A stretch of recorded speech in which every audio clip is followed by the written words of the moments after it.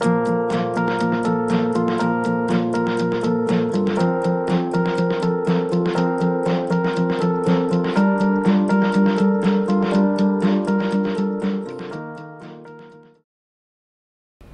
tal, amigos de Photo Wizards? El día de hoy les vamos a platicar un poco acerca de las cámaras full frame y las cámaras crop sensor o de sensor recortado. Y vamos a platicar también qué es lo que los fabricantes consideran como una cámara profesional y como una cámara de nivel de entrada o entusiastas, o de entusiastas también le colocan, ¿verdad? Que hay ciertas diferencias que tenemos que conocer para a la hora de escoger una cámara o de elegir qué cámara vamos a comprar o en qué vamos a invertir nuestro dinero, que sea realmente lo que nosotros necesitamos y no compremos algo muy caro que después nos va a sobrar o algo muy barato que después nos va a faltar un poco en lo que necesitemos.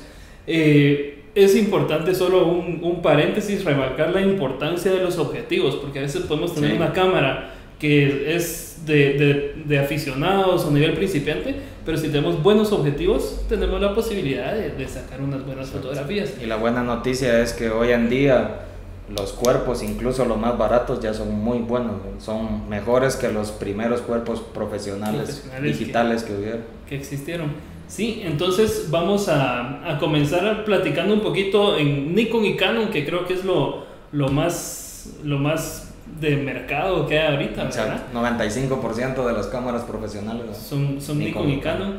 Y vamos a platicar también un poco cuál es la diferencia entre una full frame y una de sensor recortado en cuanto a rango dinámico, ISO, memoria, construcción y todos los botones físicos que puedan existir en la cámara, ¿verdad? Entonces, Edgar, no sé si nos querés comenzar platicando un poquito. Yo creo que comenzamos con lo que es rango dinámico y todo eso de la diferencia entre una full frame y una crop sensor. Claro, pues fíjate que precisamente esa es hoy en día la ventaja más grande que hay de una full frame, ¿verdad? Porque como platicábamos antes de empezar la grabación, en cuanto a ISO, que era normalmente lo que se decía, el desempeño ISO de las full frame es mucho mejor que las crop sensor, ¿verdad?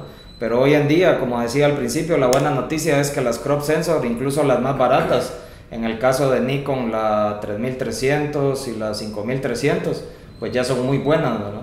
No solamente han mejorado muchísimo, sino que como la resolución es mucho más alta, el ruido tiene menos posibilidades de aparecer en tu imagen final. Entonces, ¿qué es el rango dinámico? El rango dinámico simplemente es la distancia, entre comillas, que hay entre el tono más oscuro y el tono más claro que una cámara puede reproducir, ¿verdad?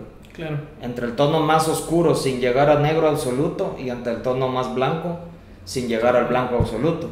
Y los niveles que pueda haber entre esos dos puntos extremos, ¿verdad? Yo creo que el ejemplo más común, y tal vez a la mayoría nos ha pasado, es cuando vamos a la playa o vamos al mar y queremos tomar un atardecer, pero queremos que alguien salga en la imagen. Y una silueta.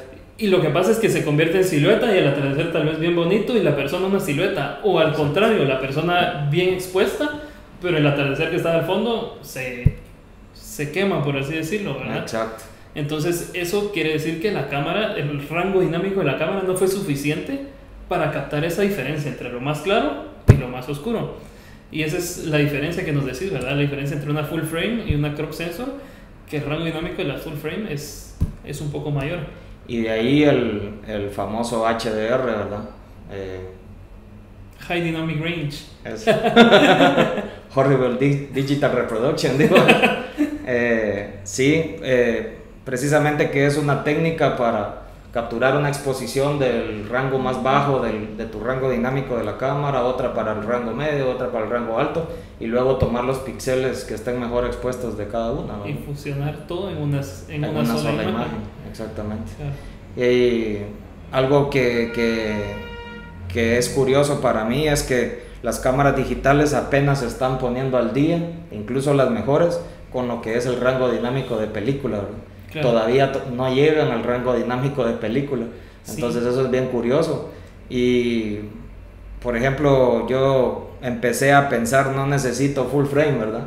Cuando me pasé de la D90 a la D7000, porque he tomado fotos con esta ISO 4000 y son usables, no serán las mejores imágenes del mundo, pero bastante usables. pero definitivamente en cuanto a rango dinámico no hay comparación, ¿verdad? Esta es una D7000 crop sensor y esta es una D600 full frame, ¿verdad?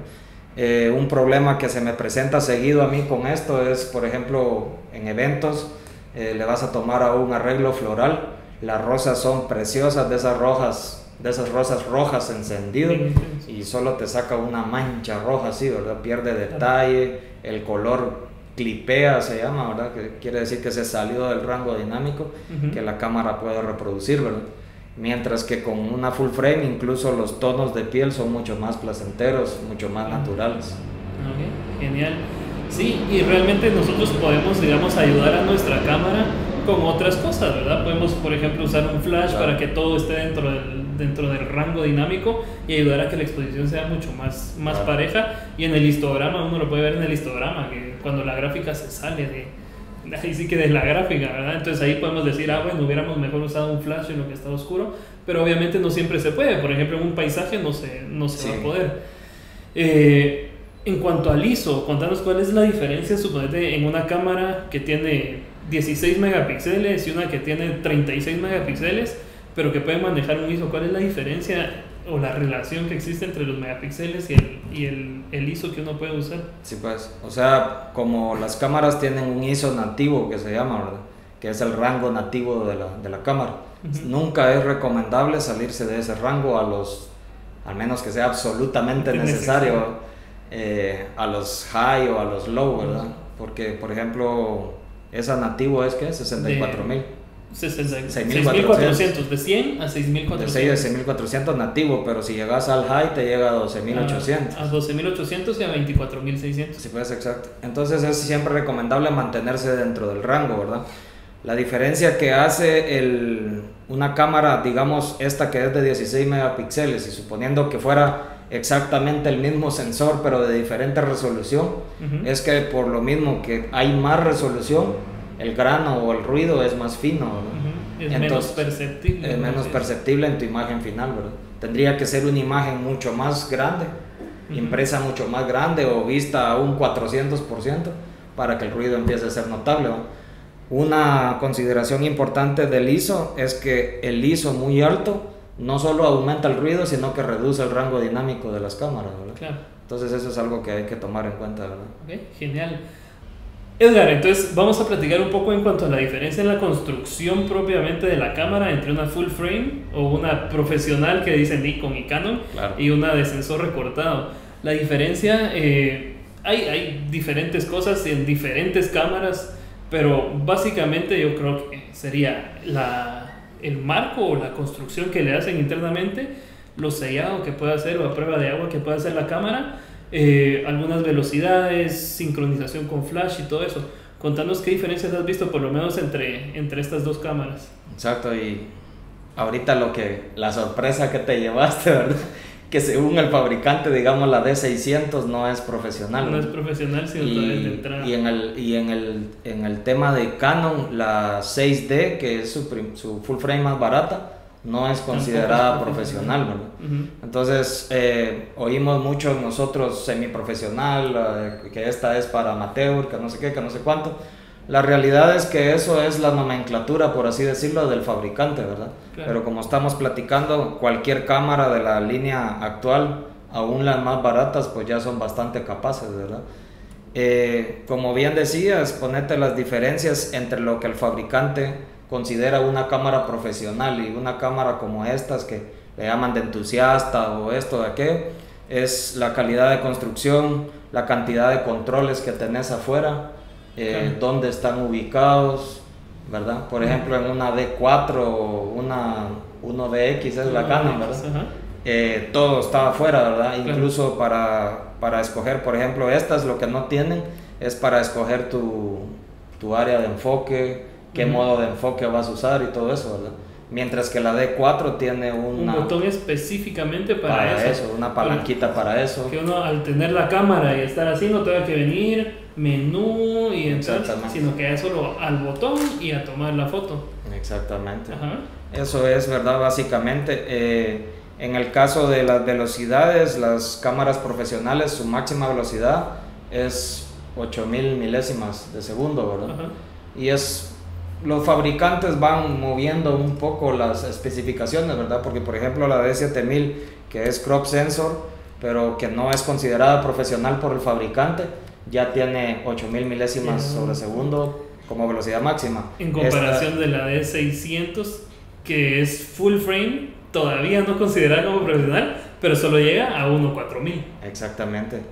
Y lastimosamente nosotros en Guatemala pues no contamos con esos beneficios, ¿verdad? Pero para los amigos que nos pueden estar viendo en otros países de Latinoamérica, cuando tienen Nikon Professional Service y Canon tiene su programa también, no recuerdo cómo se llama el de Canon, pero necesitas tener un cuerpo profesional, 3 lentes profesionales y un backup de que en el caso de Nikon que sea de la D7000 para arriba, ¿verdad? Como backup sí te aceptan la D600 para que puedas tener derecho a ser parte de Nikon Professional Service.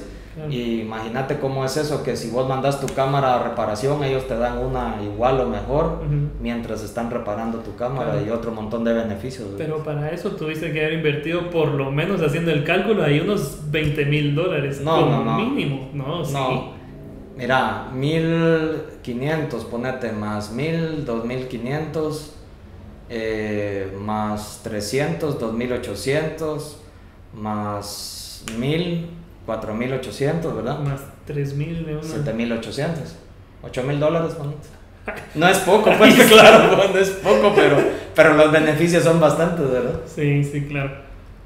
Pues nosotros obviamente tenemos que luchar con otro poquito de cosas y todo, pero ponete, para alguien que se gana la vida de eso, vos sabés que para una inversión de $10,000 para un negocio, pues no es mucho. No es mucho. Exactamente. Claro. Ok, genial. En cuanto a los sellados que vienen en las cámaras, por ejemplo, hay cámaras que hay diferentes niveles de sellado, también me estabas comentando. Entonces, esta, si no estoy mal, también tiene cierta... También, exacto. Se supone que con cada generación va mejorando, ¿verdad? Los resistentes que pueden ser a polvo, a humedad. Claro. Ninguna de las cámaras es contra el agua, ¿verdad? Porque contra el agua significaría que la puedes sumergir en el agua. Sí. Incluso hay videos ahí en YouTube donde hay una persona, yo vi uno que tenía una D610 y tenía un chorro así, una regadera de mano, y la agarraba. Y aguantó. Y aguantó y tomó fotos mientras le estaba echando agua, después de que le estaba echando agua, y la cámara funcionaba perfectamente. Claro. Por supuesto, no es recomendado. Ese video no lo hicimos nosotros. Ese video no lo hicimos, ni lo haremos jamás. Ni lo haremos. Pero sí, y hay que tener también mucho en cuenta que hay objetivos que son sellados y objetivos que no. Son, que, por ejemplo, este objetivo no es sellado, pero hay objetivos que sí son sellados, que van a tener el empaque en esta parte de aquí. Yo creo que en aquella cámara se podrá ver. Y hay objetivos que no tienen el empaque. Entonces no es de confiar y decir, bueno, mi cámara es sellada y le pongo cualquier cosa y la dejo bajo la lluvia tomando un timelapse, por ejemplo. O un lugar con mucho polvo. O un lugar con mucho polvo, porque tampoco va a resistir seguramente, ¿verdad? Entonces, básicamente esas son las diferencias entre cámaras full frame y crop sensor. O profesionales y de nivel de entrada, profesionales, y ya sé que esta no es, ¿verdad? Según el fabricante. Según el fabricante. Pero yo siempre digo que el profesional es el fotógrafo y no la cámara. Por supuesto. Eso también. Entonces hay que tomar en cuenta qué es lo que queremos hacer.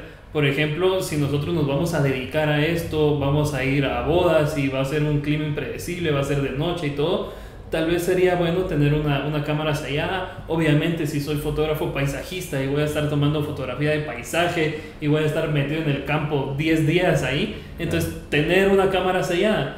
Y también tomar en cuenta que si voy a comprar, por ejemplo, un grip, tengo que también el grip debería ser sellado. Seguro también. Que el grip es sellado, si no, ahí puedo tener una entrada de agua también.